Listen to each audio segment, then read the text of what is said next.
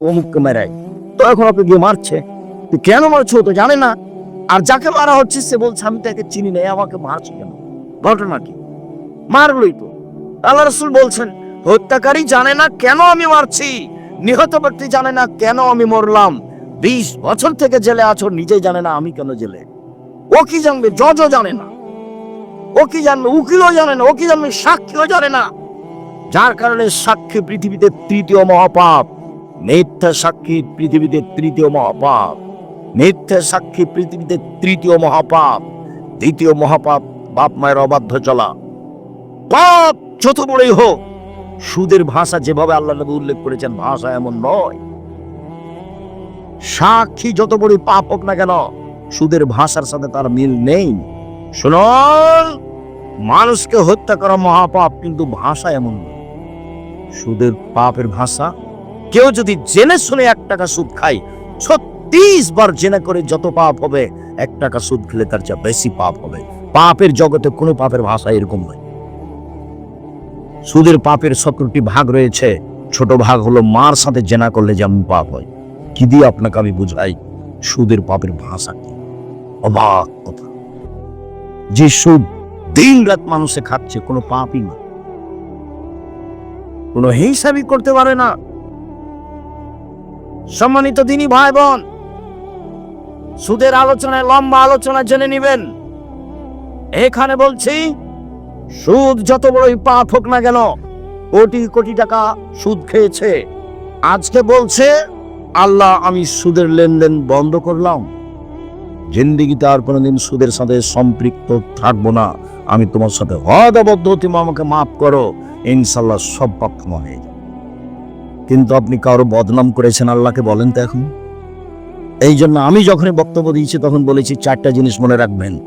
1, 5 ওয়াক্ত সালাত, 2, হালাল রুজি, 3, কোরআন তেলাওয়াত, 4, আড্ডা পিটা নিষেধ। আড্ডা পিটা 2 ধরনের।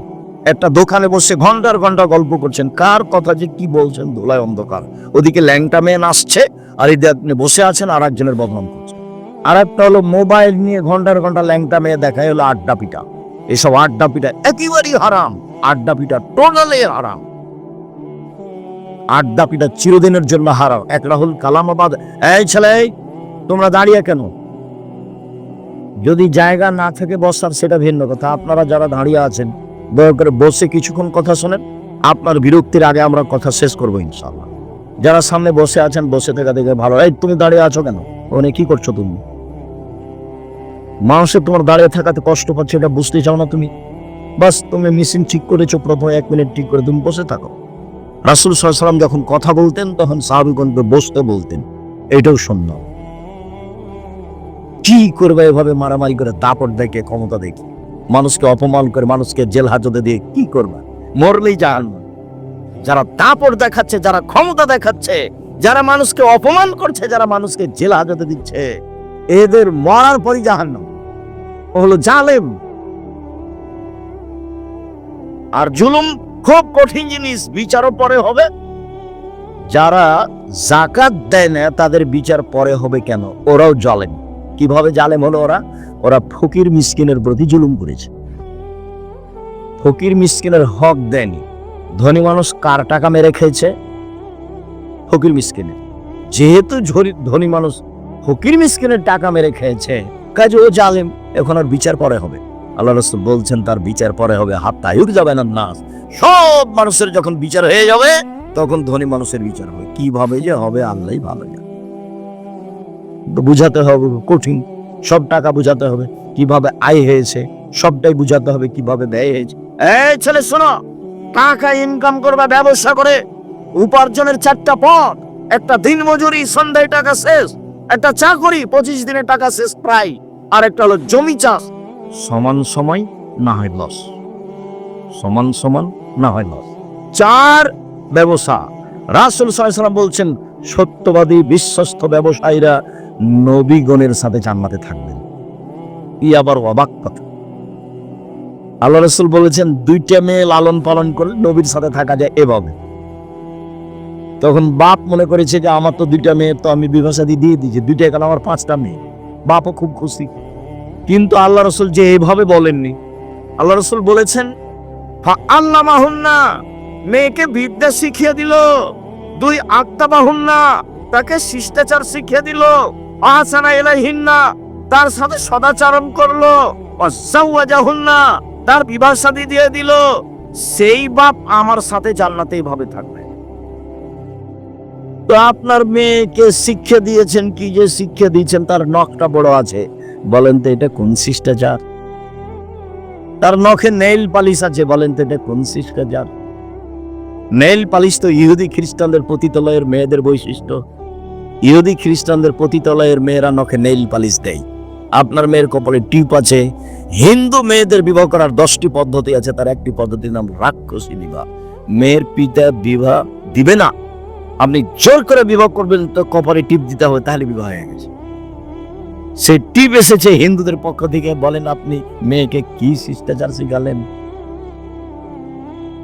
আপনার মেয়ে পরচুলা ব্যবহার করে বড় খোপা দেখাই, বলেন কি শিষ্টাচার শিখালেন?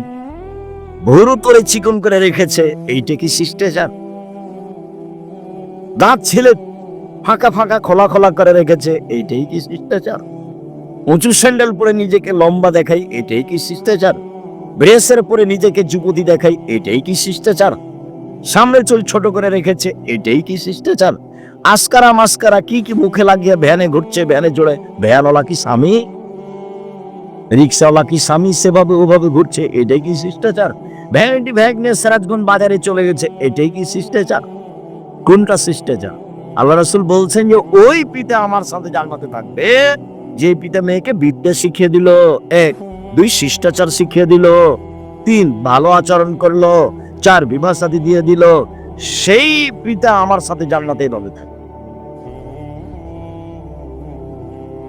জান্নাতে রাসূলের সাথে থাকা কঠিন। একজন সাহাবী রাসূলের সাথে রাতে ছিলেন, তো অজুর পানি আর মেশক নিয়ে রাসূলের কাছে উপস্থিত। আল্লাহ রাসূল খুব খুশি হয়েছে, ভালোই তো, তুমি তো অজুর পানি নিয়ে এসেছো, তুমি তো মেশক নিয়ে এসেছো, খুব খুশি। সালমান শেতা, তুমি যা চাও চাও আমি দিয়ে দেবো। মুহাম্মদ সাল্লাল্লাহু আলাইহি ওয়াসাল্লাম বুঝতে পারেন লোক কি চাইবে। নবী হলে কি হবে, গায়েবের খবর জানেন না। আমার মাঝাবি ভাইরা মনে করছেন যে নবী গায়েবের খবর জানেন। পাশের একটা লোক, পাশে বউ ঘুমাননি, এমনি ভান করে শুয়ে আছেন, আয়েশা রাদিয়াল্লাহু তাআলা আনহা। আর রাসূল মনে করছেন যে আয়েশা ঘুমিয়ে গেছে, অথচ আয়েশা বলছেন আমি ভান করে ঘুমিয়ে আছি। ভান করে ঘুমা বুঝেন না? ভান করে ঘুমিয়ে আছে। দেখি মুহাম্মদ সাল্লাল্লাহু আলাইহি ওয়াসাল্লাম কি করেন, কোথায় উঠে যান। দেখলাম ধীরে উঠলেন, ধীরে জুতা স্যান্ডেল পায়ে দিলেন, কাপড় গায়ে দিলেন, ধীরে দরজাটা খুললেন, আমি যেন জানতে না পারি। দরজাটা খুলে বের হলেন, বাহির থেকে দরজাটা টেনে বন্ধ করে দিলেন, চলে গেলেন। আমিও উঠলাম, দেখি কি কোথায় যান। আসলে আল্লাহ রাসূল কোথায় যাচ্ছেন এটা আয়েশার মৌলিক খেয়াল হলো, আমাকে বাদ দিয়ে এ রাতে আবার কোন স্ত্রীর কাছে যান নাকি, এটা হলো আয়েশার খেয়াল। আর আল্লাহ রাসূল যাচ্ছেন মরা মানুষের জন্য ক্ষমা চাইতে, কবরস্থানে বাকিউল গারকাতে যাবেন। জান্নাতুল বাকি তার নাম নয়, তার নাম হচ্ছে বাকিউল গারকাত। ভারত বাংলাদেশ পাকিস্তানের নাম দিয়ে জিনবার, আর জান্নাতুল বাকি কবরস্থানের নাম দিয়েছে জান্নাতুল বাকি, নাম বাকিউল গারকাত। তো এবার উঠে দেখছেন, দেখি কোথায়, ওই যে কবরস্থানে 100 গজ দূরে হবে, ওর পাশেই মসজিদে নববীর সাথে কবরস্থান। ওই যে হাত তুলে দোয়া করলেন, 1 বার 2 বার 3 বার হাত তুলে দোয়া করলেন। তারপরে হাঁটতে লাগলেন ফিরে, আমিও ঘুরে হাঁটতে লাগলাম। দেখলাম জোরে হাঁটলেন, আমিও জোরে হাঁটলাম। দেখলাম একটু দৌড়াচ্ছে, আমিও জোরে দৌড়াচ্ছি। আমি আগে বিছানে চলে এসেছি। আমি যখন আগেই বিছানে চলে এসেছি, আমার পাশে এসে বলছেন কি খবর আয়েশা, হাঁপাচ্ছ কেন? তখন আমি বললাম যে আমি তো মিথ্যে কথা বললে জিবরাইল আপনাকে বলে দিবে, আসলে আমি পরীক্ষা করছিলাম আপনি যান কোথায়। তো দেখলাম এই হাদিস মুসলিম। সম্মানিত দিনী ভাই বোন, কথা প্রসঙ্গে কথা এসে সেই জন্য বলছিলাম পাপের জগতে বড় পাপ মানুষের বদনাম, গীবত, কিন্তু মানুষের সাথে জড়িত পাপ জেনা মহাপাপ। রাসূল সাল্লাল্লাহু আলাইহি সাল্লাম বলেন আল বিকরু বিল বিকরি জিলদু মিআত তাগরিব সানা। অবিবাহিত ছেলে মেয়ে যদি জেনা করে 100 লাঠি পিটিয়ে এলাকা থেকে 1 বছরের জন্য তাড়িয়ে দিতে হবে। তিনি বলেন আসাইবা বিসাইবা রাজম। বিবাহিত পুরুষ নারী যদি জেনা করে তাহলে তাকে ইট ঢেল পাথর দিয়ে মেরে মেরে মেরে ফেলতে হবে, তাকে মার করতেই হবে। বিবাহ করার পরে জেলায় লিপ্ত হলে তার বেঁচে থাকার পৃথিবীতে কোনো পথই নেই। 3 শ্রেণীর মানুষকে হত্যা করতে হয়, 2 শ্রেণীর মানুষের বাঁচার পথ আছে। এক, কেউ বললাম কোরআন মাজিদ মানি না, তাহলে ও মোরতাদ, সরকারিভাবে তাকে হত্যা করতে হবে। সরকারিভাবে তাকে ফাঁসি মঞ্চে নিয়ে যাওয়া হয়েছে, ফাঁস গলায় দেওয়া হবে। ও বলছে আমার ভুল হয়েছে, আমার ভুল হয়েছে, আমার ভুল হয়েছে। কোরআন মাজিদ আল্লাহর বিধান, আল্লাহর কালাম, আমি ভুল স্বীকার করলাম, তখন তাকে ফাঁস থেকে নামিয়ে দিতে হবে। পাপ ছিল হত্যার। 2, কেসাস। আপনি আমাকে হত্যা করেছেন, আমার বাপ আপনাকে হত্যা করে নেবে, এর নাম কেসাস। কোরআন মাজিদে উল্লেখ হয়ে যায়, কত হাদিস। এখন আপনার কেসাস হিসেবে আপনাকে ফাঁসির মঞ্চে নিয়ে যাওয়া হয়েছে, আপনি আমাকে হত্যা করেছেন, এখন আপনার গলায় ফাঁস দেওয়া হবে। তখন আমার বাপ মা চিল্লাচিল্লি করে বলছে, আমরা মাফ করে দিলাম, কেসাস নিব না, আমরা মাফ করে দিলাম, কেসাস নিব না। তাহলে তাকে ফাঁস থেকে নামিয়ে নিতে হবে। পাপ ছিল হত্যার যোগ্য, কিন্তু ফাঁসি হলো না। 3, বিবাহ করার পরে যদি কেউ জিনায় লিপ্ত হয়, তাহলে তাকে ইট ঢেল পাথর দিয়ে মেরে মেরে মেরে ফেলতে হবে, ফাঁসি দিতে হবে। বেঁচে থাকার পৃথিবীতে কোনো পথঘাট নেই। 1 মিনিট। গামিদ সম্প্রদায়ের একজন মহিলা এসে বলছে আল্লাহ রসুলকে, তাহিরিনী ইয়া রাসূলুল্লাহ, আল্লাহ রাসূল আমাকে পবিত্র করেন। মহিলা এসে বলছে, তখন আল্লাহ রসুল বলছেন, ইরজাই, বাড়ি ফিরে যাও, ওয়াস্তাগফিরিল্লাহ, আল্লাহর নিকটে ক্ষমা চাও, ও তুবি ইলাইহি, তুমি তওবা করো, তোমার পাপ ক্ষমা হয়ে যাবে। তখন মহিলাটি বলছে, মালিককে যেভাবে ফিরিয়ে দিয়েছিলেন তার বিচার না করে সেইভাবে কি আপনি আমাকে ফিরিয়ে দিতে চাচ্ছেন? আমার পেটে অবৈধ সন্তান রয়েছে, দয়া করে বিচার করে দেন, আমাকে ফিরিয়ে দিন না। আল্লাহ রাসূল বললেন, ইরজাই হাক্কা তালেদি, বাড়ি চলে যাও, যেদিন তোমার বাচ্চা প্রসব হবে সেদিন বিচার করে দেব। মহিলা চলে গেল। বাচ্চা প্রসব হয়েছে, মুসলিম গ্রন্থে এসেছে, সবে মাত্র বাচ্চা প্রসব হয়েছে, তাকে ন্যাকড়া দিয়ে জড়িয়ে রাসূলের দরবার নিয়ে এসে বলছে, এ দেখেন বাচ্চা প্রসব হয়ে, বিচার করে দেন। দৃশ্য দেখে আল্লাহ রাসূল অবাক হয়ে বলছেন, ইরজাই, বাড়ি ফিরে যাও, ফারদাইহে, বাচ্চাকে দুধ খাওয়াও, হাত্তা তাতে মিহে, যেদিন বাচ্চা দুধ ছেড়ে দিবে সেদিন নিয়ে আসিও, বিচার করে দেব। মহিলা বাচ্চা নিয়ে চলে গেল, বাচ্চাকে 2 বছর দুধ পান করালো। 2 বছর পরে বিচারালয় উপস্থিত, তখন বাচ্চার হাতে এক টুকরা রুটি রয়েছে, এই রুটি প্রমাণ করে বাচ্চা খাদ্য খেতে পারে। ওয়াসাদাহু বিয়াদি রাজুলিন মিনাল মুসলিমিনা, বাচ্চাটাকে একজন মুসলমানের হাতে সমর্পণ করলেন আল্লাহ নবী, যাও এই বাচ্চা তুমি লালন পালন করো। সঙ্গী সাথী, এই যাবো বিহা, মহিলাকে মাঠে নিয়ে যাও, মাঠে নিয়ে গিয়ে গর্ত করে বুক পর্যন্ত মাটিতে পুঁতে দাও, আর জেমুহা, এরপরে চতুর্দিক থেকে ইট ঢেল পাথর মেরে মেরে তাকে বিদায় করো। সাহাবীগণ বলছেন, আমরা তাকে মাঠে নিয়ে গেলাম, গর্ত করে বুক পর্যন্ত মাটিতে পুঁতে দিলাম, চতুর্দিক থেকে ইট ঢেল পাথর মারতে লাগলাম। খালিদ বিন ওয়ালিদ বলছেন, একটা পাথর আমি তার মুখের উপরে মারলাম, খালিদ, পাথরটা মুখে লেগে মুখ ফেটে রক্ত ছিটে খালিদের গায়ে লাগলো। খালিদ তাকে গালি দিয়ে বসলেন, এমনটা হতে পারে? ছি ছি ছি ছি ছি, একজন জেনাকারিনী মহিলার গায়ের রক্ত আমার গায়ে লাগলো, এমনটা কিছু হতে পারে? আল্লাহ রাসূল বলেন, মারে না খালিদ, খালিদ থামো, গালি দিও না। লাকাত তাবা তাওবাতান লা তাওবা সাইব মাকসাল্লাহ গফিরালাহু, এই মহিলা এত ক্ষমা চেয়েছে, এই মহিলা এত তওবা করেছে, এই মহিলা এত ক্ষমা চেয়েছে, এই মহিলা এত তওবা করেছে। যদি বড় থেকে বড় পাপী এভাবে তওবা করে, তবে তার পাপ ক্ষমা হবে। খালিদ, একে গালি দিও না। আবার তিনি বলেছেন, খালিদ, মদিনার লোককে যদি তার তওবা ভাগ করে দেওয়া হয়, সবার পাপ ক্ষমা হয়ে যাবে। তারপরে তিনি তার জানাজা করলেন, কাফন দাফন করলেন, তার মানে তিনি ঘোষণা দিলেন তার পাপ ক্ষমা হয়ে গেছে। 1, 2, জানাজা করলেন মানে তার পাপ ক্ষমা হয়ে গেছে। 3, কাফন দাফন তিনি নিজে করলেন মানে তার পাপ ক্ষমা হয়ে গেছে। এরপরেও পৃথিবীর এত বড় মানুষ, পৃথিবীর ইতিহাসে এত বড় দামি মানুষ জন্ম নেয়নি, কেউ নিবে না। কেউ বিচারের মাঠে তিনি যা বলবেন তাই হবে। তার নাম মুহাম্মদ সাল্লাল্লাহু আলাইহি সাল্লাম। এত বড় মানুষ বুঝতে পারলেন তার পাপ ক্ষমা হয়ে গেছে, কিন্তু তাকে মাফ করতে পারলেন না। যাও, তোমার বিচার হবে না, তোমার তওবা কবুল হয়ে গেছে, তোমার শাস্তি হবে না, এই কথা তিনি বলতে পারলেন না। মানে তিনি শরীয়তের কাছে নিজেই জিম্মি। মানে বিবাহ করার পরে কেউ যদি জেনায় লিপ্ত হয়, তাহলে তার বেঁচে থাকার পৃথিবীতে কোনো পথ নেই। এরপরেও যদি বিচার না হয়, আল্লাহর কাছে যদি কান্নাকাটি করে ক্ষমা চায়, তাহলে এই পাপ ক্ষমা হবে ইনশাআল্লাহ। কিন্তু যার বদনাম করেছেন দোকানে বসে, সেই পাপ আল্লাহর কাছে ক্ষমা চান দেখি। বুঝাতে পারিনি গীবাত কাকে বলে।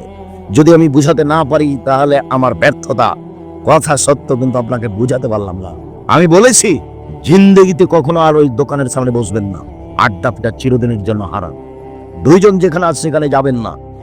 জমি চাষ করে খান, উপার্জনের পথ 4টে। দিন মজুরি করে খান, বাস সন্ধ্যায় সময় শেষ, মরে গেলাম, দুনিয়া শেষ। তারপরে আপনি চাকরি করে খান, ছোট হোক বড় হোক যেটাই হোক না কেন, বৈধ। জমি চাষ করে খান, ব্যবসা করে খান। আমি কলার বিক্রি করে চকলেট বিক্রি করে খেতে হবে এই কথা আমি বলিনি। আমি চকলেট বিক্রি করে খেতে হবে মানে বলেছি কম থেকে কম পয়সা ব্যবসা করো। শ্বশুরের কাছে যৌতুক নিও না। ভিক্ষা করার টাকা দিয়ে চাউল কিনে ভাত খেয়ে ইবাদত কবুল হবে। শ্বশুরের কাছে টাকা নিয়ে ওই টাকা দিয়ে চাউল কিনে ভাত খেয়ে ইবাদত কবুল হবে না, এটাই চূড়ান্ত। তখন আমি বলেছি ভিক্ষা করে খাও। শ্বশুরের কাছে টাকা নিলে কেন? আরে ভিক্ষা করে খাবো কেন? মানুষের বাড়িতে কাজ করে খাবো। আব্দুর রহিম সাহেব, ভিক্ষা করার কথা বলেন কেন? আমি তোমাকে ভিক্ষা করার কথা বলিনি। আমি তোমার বাপকে নিন্দা করেছি। তোমার বাপ কেন মানুষের টাকা নিল? তোমার বাপকে আমি এই জিনিসটা বলতে চেয়েছি, তোমাকে বলতে চেয়েছি। তোমার বাপের মুখ কালো হয়েছে, দেখো তুমি এখন পাশে। তুমি টাকা নিয়েছো, তোমার বাপ তো জানে, তোমার মা তো জানে। শ্বশুরের কাছে টাকা নিলে কেন? বছর শেষে একটা লুঙ্গি কিনে দিতে বলেছি শ্বশুরকে। আব্বা, আমি গরিব মানুষ, দিন মজুরি করে খাই, দেন একটা লুঙ্গি নেন, আমি আপনার জন্য উপহার কিনেছি। 15-20 বছর যাবৎ মানুষকে মেয়েটা তোমার হাতে দিয়েছে, তুমি শুকরিয়া আদায় করো না কেন? তুমি তাকে গালি দাও কেন? তুমি তার নিন্দা করো কেন? তুমি শ্বশুর বাড়িতে যাবো না বলে রাগ করো কেন? একটু বিভাষাতে লাগলে তুমি বাঁকায় বসে থাকো, আমি যাবো না, আমি যাবো না। তখন তোমার শ্বশুর পা ধরে, তোমার শাশুড়ি পা ধরে, তোমার শ্যালকেরা পা ধরে। তুমি কি পেয়েছো? কি হয়েছে? তুমি এমন শ্বশুরের সাথে কথা বলো না, রাগ করে থাকো। কেন থাকবা? ভদ্র হতে শিখো, কাজ করে খেতে শিখো। ভদ্র হতে শিখো, কাজ করে খেতে শিখো। মানুষের বাড়িতে কাজ করে খালো, নিজের একটা গর্ব বহাল থাকবে। সম্মানিত দিনী ভাই বোন, বলছিলাম জেনা মহাপাপ। এরপরে যদি আল্লাহর দরবারে ক্ষমা চাই, ক্ষমা হয়ে যাবে ইনশাআল্লাহ। মানুষের বদনাম করে আল্লাহর দরবারে ক্ষমা চাইলে ক্ষমা হবে না। জুবাইর ইবনে মুতাইম রাদিয়াল্লাহু তাআলা আনহু বলেন, রাসূল সাল্লাল্লাহু আলাইহি ওয়াসাল্লাম বলেছেন, লা ইয়াদখুলুল জান্নাতা কাত্তাবুর নামাম। যারা চুগলখড়ি করে, যারা বদনাম করে, যারা গীবত করে, তারা জান্নাতে যাবে না, তারা জান্নাতে প্রবেশ করবে না। যেসব পাপের কারণে সরাসরি জাহান্নাম ঘোষণা হয়েছে, তার একটি বড় পাপ হলো গীবত। এই ছেলে, বসো। পরিবেশ নষ্ট করে না যেন কেউ। একটু ধৈর্যের পরিচয় দেন। আপনার বিরক্তির আগে আমরা কথা শেষ করবো ইনশাল্লাহ। আপনি দয়া করে কোনো কাজ দেখাবেন না। দোকানপাটে বসে আছেন কেন? আজকেই বাজার করতে হবে? এটা তো হলো নিম্ন শ্রেণীর মানুষের কাজ, এটা হলো ইতর শ্রেণীর মানুষের কাজ। আপনি না বলবেন, আব্দুর রহিম সাহেব আমাদেরকে নিম্ন শ্রেণীর, ইতর শ্রেণীর বললেন। আরে আমি তো এই ভাষা বললাম, আল্লাহ এর চেয়ে বেশি করে বলেছে। আল্লাহ বলছেন, বুঝে না ওরা অন্তর আছে, বুঝে না। দেখেও দেখে না ওরা চক্ষু আছে, দেখে না। শুনেও শুনে না ওরা কান আছে, শুনে না। উলাইকা কারানাম, তারা পশু প্রাণীর মতো, তারা গরু ছাগলের মতো, তারা কুকুর শ্রীর মতো। ভালো মজার বলুন, তার চেয়ে খারাপ। আমি এখানে কোরআন হাদিসের কথা বলছি, আপনি দোকানে বসে আড্ডা পিটেন। মানে কি বুঝাতে চান আপনি আমাকে? আজকে জিলাপি কিনতে হবে, আজকে মিষ্টি কিনতে হবে, আজকে ওখানে চা খেতে হবে, এই কোন হিসাব? এটাই মানবতা? একই ভালো বলা হয়? রাসূল সাল্লাল্লাহু আলাইহি ওয়াসাল্লাম বলছেন, সমাজের দায়িত্ব পালন করবে অধমের সন্তান অধম, লোকা ইবনে লোকা, অধমের সন্তান অধম। এটা হলো বাংলা ভাষা। আর এটা এলাকা হিসেবে ভাষা নিতে পারেন।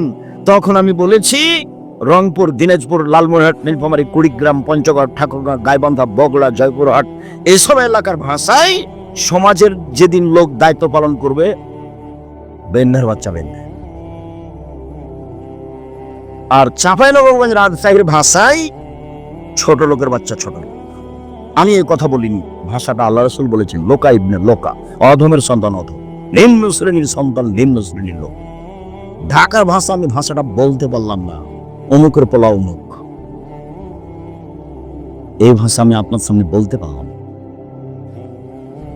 আল্লাহ রাসূল বলছেন, সমাজের যেদিন দায়িত্ব পালন করবে এরকম মানুষ, লোকা ইবনে লোকা, বাংলা ভাষা অধমের সন্তান অধম, নিম্ন শ্রেণীর লোকের ছেলে, নিম্ন শ্রেণীর লোক যেদিন সমাজে দায়িত্ব পালন করবে।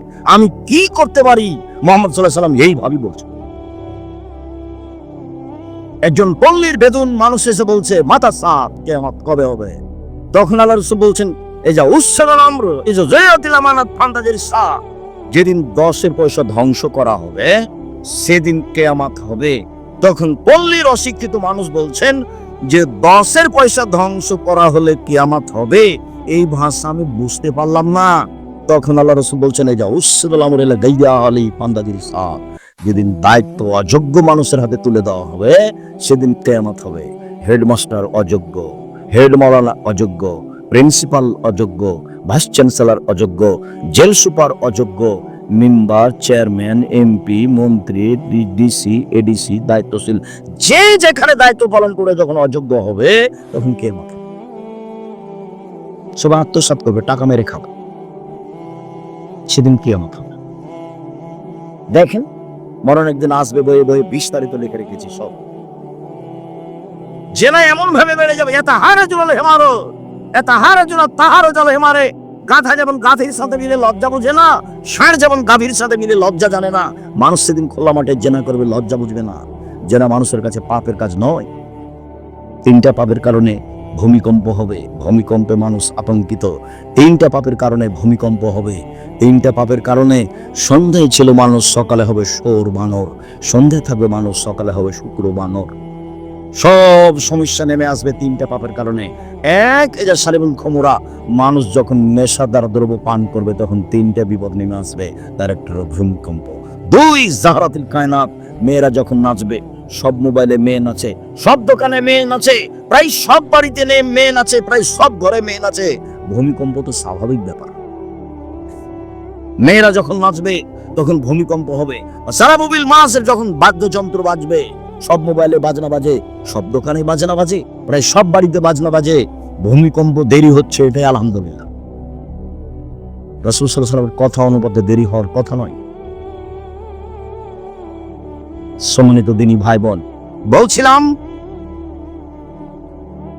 রাসূল সাল্লাল্লাহু আলাইহি ওয়াসাল্লাম বললেন, হাল তাদরুনা মাল গীবাত, সঙ্গীর সাথে বলতে পারো গীবাত কাকে বলে? সঙ্গীর সাথে বলতে পারো গীবাত কাকে বলে? সঙ্গীর সাথে বলতে পারো গীবাত কাকে বলে? তখন আল্লাহ রাসূল বলছেন, সাহাবাগণ বলছেন, আল্লাহ রাসূলুহু আলাম, আল্লাহ রাসূল ভালো জানেন গীবাত কাকে বলে, আমরা বলতে পারছি না। তখন আল্লাহ রাসূল বলছেন, যিকরুকা আখাকা বিমাকরাহ, তুমি তোমার ভাইয়ের কথা বলছো, ও যদি শুনতে পায়, তাকে যদি খারাপ লাগে, এইটাই হলো গীবাত। শোনো, তুমি কারো কথা বলছো, ও যদি শুনতে পায়, তাকে যদি খারাপ লাগে, এটাই হলো গীবাত। আল্লাহ রাসূলের মুখের ভাষা। আল্লাহ রাসূল গীবাতের সংজ্ঞা দিচ্ছেন। পৃথিবীর মানুষ শুনে রেখো, তুমি কারো কথা বলছো, ও যদি শুনতে পায়, তাকে যদি খারাপ লাগে, এটাই হলো গীবাত। এই পর্যন্ত আল্লাহ রাসূল বলতেই সাহাবীগণ বলে উঠলেন, আরে তাইন কানা ফিয়া মাকুল, আল্লাহ রাসূল যদি চুরি করে থাকে, আমি বলি চোর, তাহলে কি গীবাত? আল্লাহ রাসূল যদি জেনা করে থাকে, আমি বলি জেনাকার, তাহলে কি গীবাত? তখন আল্লাহ রাসূল বলছেন, শোনো, ইন কানা ফিয়া মা তাকুল ফাকা দিকতাবতাহু, ও যদি চুরি করে থাকে তুমি বলো তাহলে গীবাত, ও যদি জেনা করে থাকে তুমি বলো তাহলে গীবাত। ওয়াল মাকুন মাতা কুল ফাকা বাতাহু, আর যদি না করে থাকে তুমি বলো তাহলে অপবাদ। ও যদি না করে থাকে আর তুমি বলো তাহলে অপবাদ। গীবাতের ক্ষমার পথ হলো হাত ধরে ক্ষমা নিতে হবে, 1। 2 হলো যদি হাত ধরে ক্ষমা না নেন, বিচার মাঠে নেকি দিয়ে বুঝিয়ে দিতে হবে। কয়টা নেকি করেছেন? আদরের হিসাব যখন নেকি থাকবে না, তখন কি হবে? তখন আল্লাহ রাসূল বলেছেন, ওর পাপ গীবাত পরিমাণ নিতে হবে, দিয়ে ও জান্নাতে চলে যাবে আর এ যাবে জাহান্নামে। বিচারের পদ্ধতি। আর যদি অপবাদ হয় তাহলে 80 লাঠি। যদি অপবাদ হয় তাহলে কত লাঠি? 80 লাঠি ছাড়া আপনি পবিত্র হবেন না। কেন আপনি দোকানে বসতে গেলেন? আপনাকে আমি কতবার বলেছি, দোকানের সামনে যাবেন, আসসালামু আলাইকুম, আহমদ লবণ আছে? জি আছে। 1 কেজি লবণ দাও। আহমদ মরিচ আছে? জি আছে। 200 মরিচ দাও। বাস নেওয়া শেষে, টাকা দেওয়া শেষে, আসসালামু আলাইকুম। ওখানে আপনি বসলেন কেন? আপনাকে যে আমি বলেছি 2 জন যেখানে বসে আছে সেখানে বসবেন না। আর আপনার বাড়িতে কোনো মহিলা মানুষ গেছে ধান চাউল কর্জ নিতে, তখন গিয়েই বলছে, আর শুনেছো বুবু, চাপে দাও আমাদের ভাষা, এখন এই সিলেটগঞ্জে বুবু বলে কি নাম জানি না, শুনেছো বুবু এই ঘটনা, অমুক মেয়ের কথা শুনেছ? তখন আপনার স্ত্রীগুলো চুপ থাকেন, মুখ খুলবেন না। মানুষের বদনাম করেন কেন? আর আপনার মুখ খুললে আপনাকে আমি চাউল কর্জই দেবো না, জান। আর আপনার ওই স্ত্রীর যদি স্বভাব হয়, কি বলো তো কি বলো তো, একটু বসছিলে আর বসো পরে আগে বলো না, তাহলে কি হবে? গীবাত আবার শুনতে ভালো লাগে। আর যে শত্রু পক্ষ, ওর যদি গীবাত হয় আরো ভালো লাগে। আর এমন শান্তি পায়, ও যদি বিপদে পড়ে তাহলে বলে ঠিক হয়েছে। বিপদগ্রস্ত ব্যক্তি যদি শত্রু হয় তাহলে খুব খুশি। আমি নিজে চোখে গরু জবাই করতে দেখেছি, যে খুশি হয়েছে তাকে কি জবাই করতে দেখেছি, গরু জবাই করতে দেখেছি। কেন? ও বিপদে পড়েছে সেই জন্য। আর দুই ভাই গন্ডগোল করে ঢেকি কেটে ভাগ করে নিচ্ছে, এটা আমার চোখের সামনে। ঢেকি কেটে কি করেছে? ভাগ করে নিয়েছে। দুই ভাই দিন রাত স্বামী স্ত্রী খেলে ওরা বদনাম করে নিজের ভাই। ঝগড়াতে এইভাবে বলছে, তখন আমি পাশে দাঁড়িয়ে, গ্রামের ছেলেপিলা মনে সামনে দৌড়ে গেছি যে বাড়িতে ঝগড়া হচ্ছে। তখন বলছে, থাম থাম, আমি তো এখান থেকে চলে যাব, আমার ভাগটা এমন লোকের কাছে বিক্রি করব যে তোকে গুতাতে পারে।